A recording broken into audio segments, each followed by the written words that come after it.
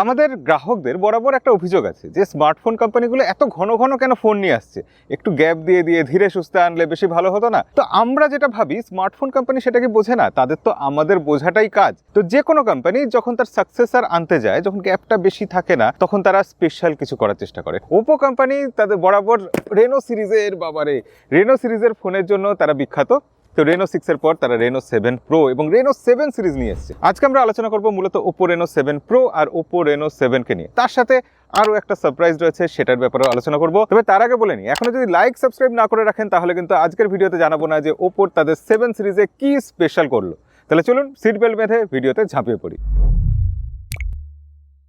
আমি ফার্স্টেই আপনাকে বলতে চাই এই ফোনের ব্যাক প্যানেলটা সম্পর্কে। এই ব্যাক সাইডে এজি ফ্রস্টেড গ্লাস দেওয়া হয়েছে এবং নানা রকম রং খেলা করছে আলো পড়লে, এবং ওপোর এখানে কোনো জুড়ি মেলা যাবে না অন্তত ব্যাক প্যানেলের ডিজাইনের ব্যাপারে। তাছাড়া ফোনটা ওভারঅল লুক আর ডিজাইনটাও কিন্তু বেশ সুন্দর।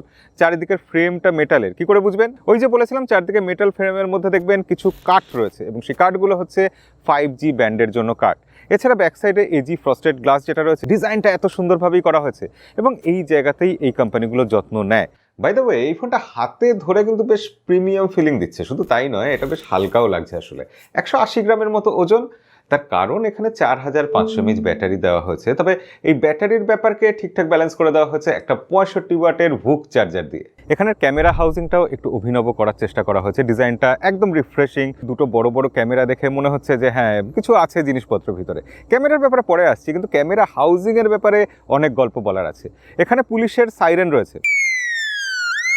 মজা করছিলাম, আসল ব্যাপারটা হচ্ছে যে নোটিফিকেশন লাইটের যে জিনিসটা আমরা এতকাল মিস করছিলাম, সেটাকে ওপো বড় করে ক্যামেরা হাউজিংয়ের চারিদিকে দিয়ে দিয়েছে এবং সেটা সত্যি সত্যি অ্যাপিলিং, ভালো লাগছে দেখতে। এবং আপনি যখন ফোন বাইরে নিয়ে বেরোবেন, একটা সুন্দর দেখতে ফোন, তাতে স্পেশাল কিছু রয়েছে, লোকজন দেখে তাকাবে, এই ব্যাপারটাই তো আমরা চাই, তাই না?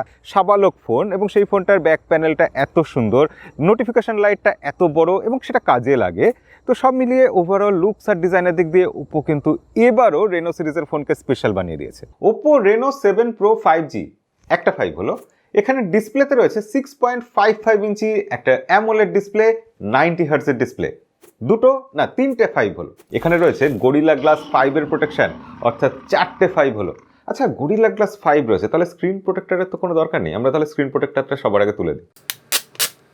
ওপো কোম্পানি সবসময় তাদের রেনো সিরিজকে স্পেশাল করার চেষ্টা করে। আপনারা দেখলেন এক্ষুনি যে ওপো তাদের ক্যামেরা হাউজিংটাকে স্পেশাল করার চেষ্টা করেছে, নোটিফিকেশন লাইট সেখানে বসিয়ে দিয়ে, ডিজাইনের ক্ষেত্রে, ব্যাক প্যানেলের ক্ষেত্রে সব জায়গায় স্পেশাল কিছু করার চেষ্টা করেছে। তাহলে কি তারা প্রসেসরের ব্যাপারে কিছু করেনি? অবশ্যই এখানে প্রসেসরটাও স্পেশাল প্রসেসর। কি ভুল বলছি? এখানে মিডিয়াটেকের ডাইমেনসিটি 1200 প্রসেসর আছে। তাহলে স্পেশাল কি হলো? আসলে এখানে মিডিয়াটেকের ডাইমেনসিটি 1200 ম্যাক্স প্রসেসর আছে। এই ডাইমেনসিটি 1200-র সাথে ম্যাক্স কথাটা কোথা থেকে জুড়ে গেল? আসলে ওপো কোম্পানি ডাইমেনসিটি 1200 প্রসেসর নিয়ে নিজেদের মতো করে কাস্টমাইজ করেছে, স্পেশাল কিছু করার চেষ্টা করেছে। এখানে এই প্রসেসরটা ক্যামেরার জন্য বেটার অপটিমাইজ করা হয়েছে, ডিসপ্লের জন্য বেটার অপটিমাইজ করা হয়েছে, ব্যাটারির জন্য বেটার অপটিমাইজ করা হয়েছে। তো এটা ডাইমেনসিটি 1200 প্রসেসর হলেও ডাইমেনসিটি 1200 প্রসেসর নয়। প্রয়োজনীয় ফিচার যেগুলো আমাদের রোজ কাজে লাগে আর কি, সেগুলোর ব্যাপারে এই ফোনটা কি করেছে? এখানে LPDDR4X র্যাম দেওয়া হয়েছে, UFS 3.1 স্টোরেজ টাইপ দেওয়া হয়েছে, অর্থাৎ রিড রাইট স্পিডের দিক দিয়েও ঠিক আছে। কিন্তু 5G ব্যান্ড, আমাদের এখানে যখন 5G আসবে তখন কি হবে? তখন যাতে আমরা ঠিকঠাক সাপোর্ট পাই, তার জন্য এখানে বেশ 5G ব্যান্ড দেওয়া হয়েছে। এখানে কোনো কার্পণ্য করা হয়নি। তো এই ফোনের সাউন্ড কোয়ালিটি কেমন, আসুন একবার চালিয়ে দেখেন।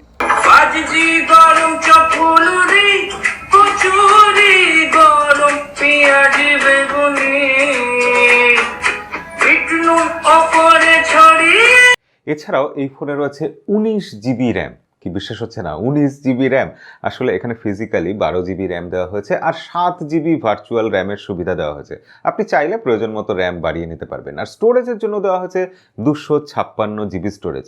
এইসব জায়গায় ওপো কিন্তু কখনো কার্পণ্য করে না। এই ফোনে আউট অফ দ্য বক্স আমরা পাচ্ছি কালার ওএস 12, যেটা এখন প্রচুর ফিচারে ভর্তি। কালার ওএস 12 এখন স্টেবল এবং খুব ভালোভাবে কাজ করে। এখানে আমরা অলওয়েজ অন ডিসপ্লে পাচ্ছি, যেটা বিভিন্নভাবে কাস্টমাইজ করা যাবে। 3D আইকনস পাচ্ছি। এছাড়া ওপো দিয়ে দিয়েছে ইমোজি ক্রিয়েট করার ফিচার। এছাড়া পিসি কানেক্ট করার একটা ভালো ফিচার রয়েছে, যেগুলো প্র্যাকটিক্যাল লাইফে কাজে লাগে। এখানেও 32 মেগাপিক্সেল ক্যামেরা দিয়েছে। আমি ভেবেছিলাম এটার স্পেশাল কি আছে, কিন্তু জানলাম এখানে নাকি সোনি IMX709 যে সেন্সারটা ইউজ করা হয়েছে, সেটা ওয়ার্ল্ডে প্রথমবার করা হলো। অবশ্যই এটা এক্সাইটেড হওয়ার মতোই ব্যাপার, কিন্তু কেন? তার কারণ এটা RGBW সেন্সার, যার ফলে ক্রিস্টাল ক্লিয়ারিটি যে ব্যাপারটা হয় না একটা ছবির মধ্যে, সেটা 330% নাকি বেড়ে যাবে। ফটো তোলার সময় যে লাইটের প্রয়োজন সব থেকে বেশি, সেই লাইট নাকি 60% বেশি ক্যাপচার করবে। তো সব মিলিয়ে পোর্ট্রেট ইমেজ ওপোর ফোনে এমনিতেই ভালো হতো, এবারও আমরা দেখছি বেশ ভালোই উঠেছে। এছাড়াও এখানে ডিওএল এইচডিআর, স্মার্ট ওয়াইড অ্যাঙ্গেল ইত্যাদি নানা রকম ফিচার রয়েছে। কিন্তু ব্যাক সাইডের ক্যামেরার কি খবর?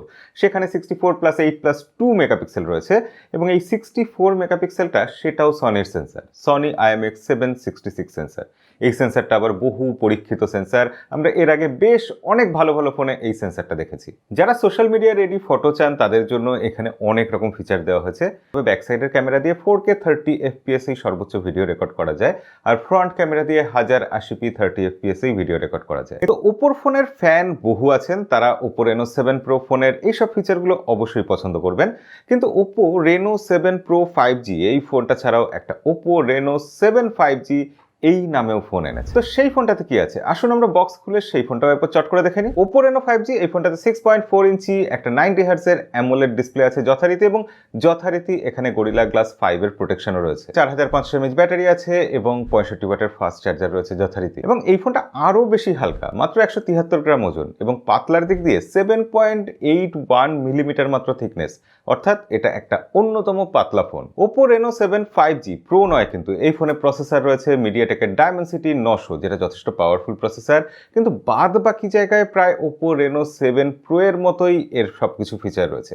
ক্যামেরা সেটআপে ব্যাক সাইডে রয়েছে 64+8+2 মেগাপিক্সেল ক্যামেরা যথারীতি, ফ্রন্টে রয়েছে 32 মেগাপিক্সেল একটা সেলফি শুটার যথারীতি। এখানেও আপনি out of the box colour wise 12 পাচ্ছেন যথারীতি, এবং এখানে স্টোরেজ টাইপ ঠিক একই রকম ভাবে 256 জিবি রয়েছে, তবে র্যাম এখানে একটু কম রয়েছে, 8 জিবি র্যাম। তো OPPO Reno7 5G এই ফোনটা আমার মনে হচ্ছে একটা বেশ অলরাউন্ডার 5G ফোন হওয়ার চেষ্টা করেছে। কতটা হয়েছে সেটা আপনারাই বলতে পারবেন, এবং এই দুটো ফোনের কোন ফোনটা কেমন লাগলো সেটা অবশ্যই কমেন্টে লিখে জানাবেন। এছাড়াও আজকের ভিডিওতে যে চমকের কথা বলছিলাম, না চমক হাসান ভাই না, আমরা যে সারপ্রাইজের কথা বলছিলাম সেটা হচ্ছে OPPO Enco M32 এই নেক ব্যান্ডের কথা। ওপোর এই নেক ব্যান্ডটা IP55 water and dust resistance, এছাড়াও এটা 28 ঘন্টা নাকি ব্যাটারি ব্যাকআপ দেবে। এই ডিভাইসটা আপনি যদি 10 মিনিটের মতো চার্জ করেন তাহলে নাকি 20 ঘন্টা মিউজিক প্লেব্যাক করবে, ওপো অন্তত তাই দাবি করছে।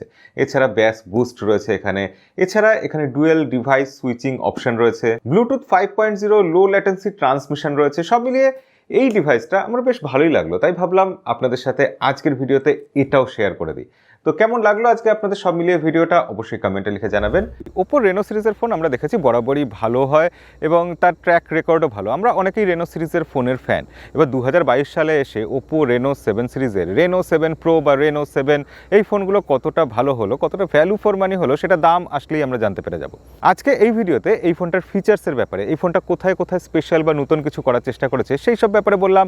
আজকে আনবক্সিং ভিডিও ছিল, পরে আমরা নিশ্চয়ই এই ফোনের ফুল রিভিউ নিয়ে আসবো। তাহলে আজকের ভিডিও এই অবধি, দেখা হবে পরের ভিডিওতে। আজকের মতো বিদায়।